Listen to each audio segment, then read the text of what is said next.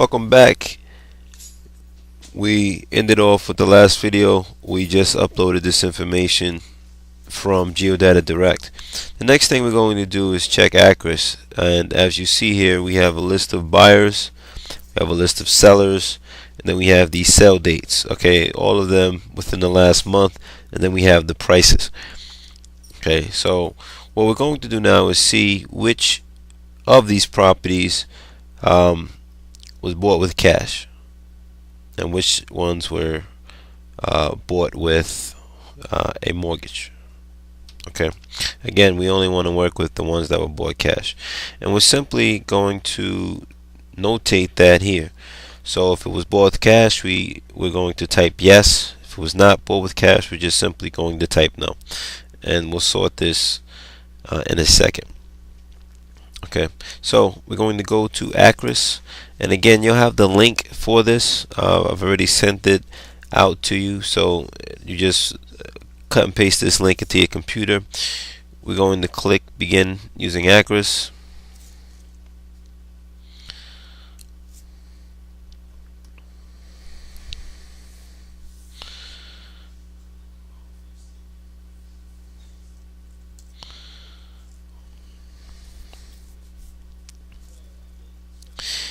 Alright, then we're going to do a property search.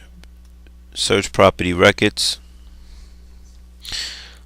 parcel identifier, borough, block, and lot. And the borough we're doing is Brooklyn. And we just minimize this, and we'll scroll over actually a little bit on this page. We'll pull this back up, and we see our first block and lot. Okay, this is the block, this is the lot, this is the block, this is the lot. So we block 1212. The lot is 58, and we do a search.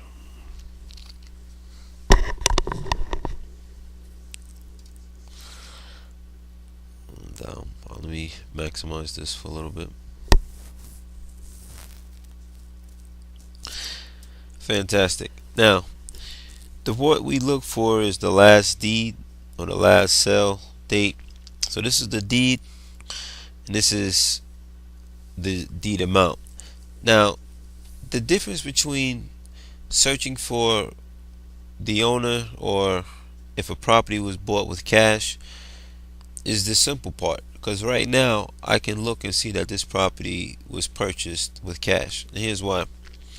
What I do is I look for the last deed, and after the last deed, if there's no mortgage, and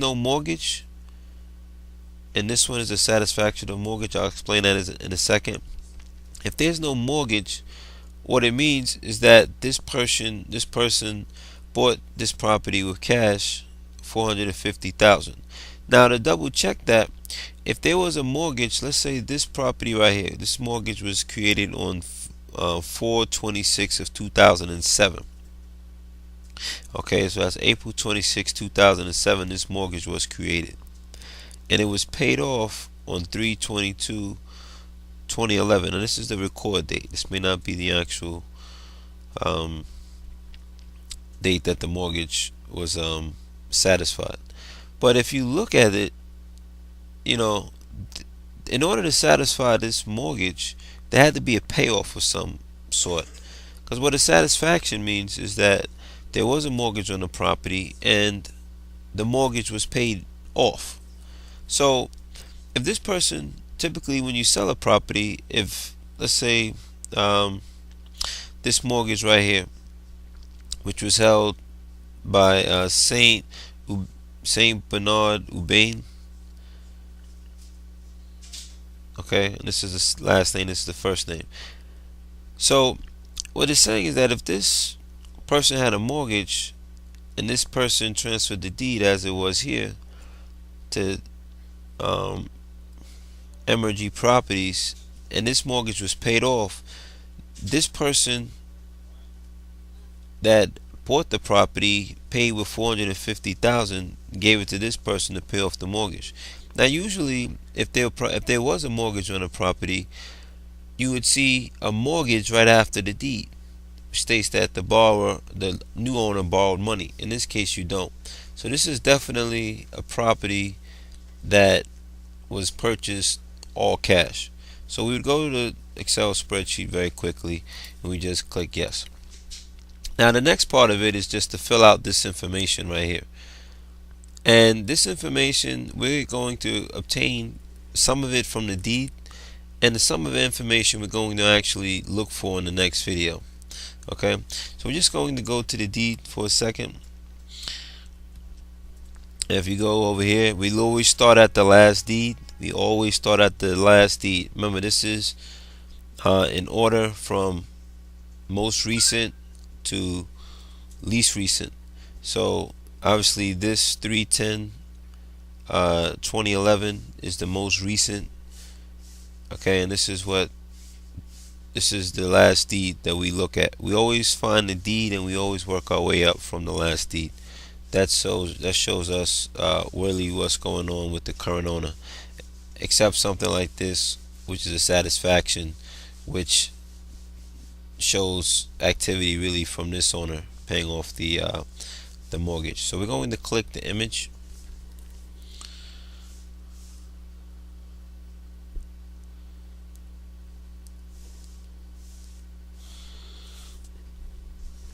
We'll just wait a little bit.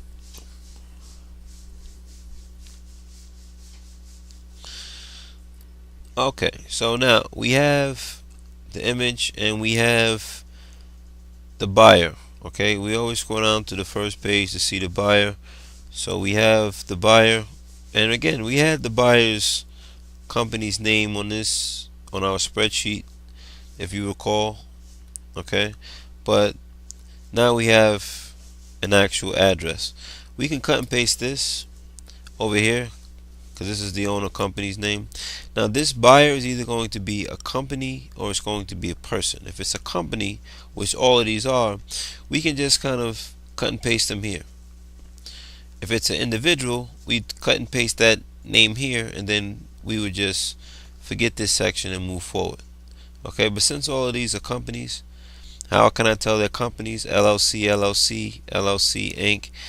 Okay, nobody's name is Realty Webster Realties Holding. You know, more than likely that's a company. Prince Desmond. You know, these are names right here that you can say, okay, these are names, but these are definitely companies. So I'll just cut and paste these down here so that we have them. And I'll widen this a little bit. And we don't have the owner's name as of yet, but we do have an address. And we'll just go back here and we'll just see, we see this address right here. Excuse me. 8053 209th Street, and that's in Queens Village, New York. Okay, so I like to minimize this just to make life easier. And I'll just scroll over here and we're here, and I'll just scroll over to owner address, and I'll type this in.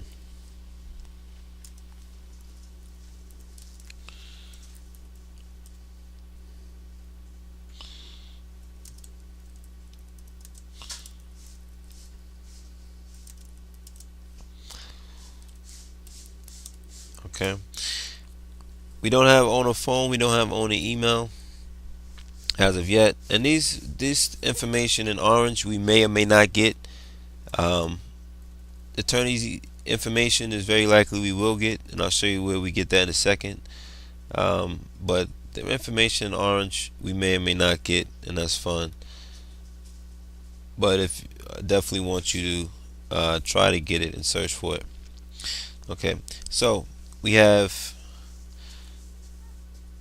basically have this information already. It's fine. We're going to go to the last page and work our way back. Okay, this is a water bill. This shows the block and lot. This is the property address, not the owner address, and we have the owner's name here. So if you ever wanted to verify the owner's name, you can come here, which is not an issue. Okay, and they have a signature. Now, usually we would try to read this signature, but we can't. Um, and because there's no mortgage on the property, it's very hard to get to the owner of the company. But we have ways to find it that work out. Sometimes it doesn't. Again, here's the owner's signature. This is the company's name, and this is the signature. Obviously, we can't make out that signature, and I'm not going to ask you to try. We do have a buyer's attorney here, and what we can do is we can see if we can make this out a little better. I don't really know that, but we do have a phone number. Okay, we do have a phone number. We may not be able to make out this. Sometimes it's legible, so we can see what the letters are. Other times, like this, is very difficult. All right. So what we would do, we would just write down this phone number and try to make out the best way the signature as best as possible. But we take this phone number right here. This is for the buyer's attorney. It's 516. Sorry, wrong field.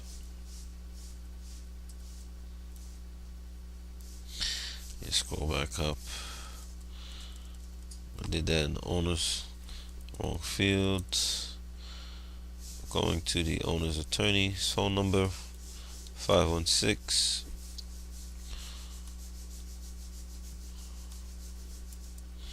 516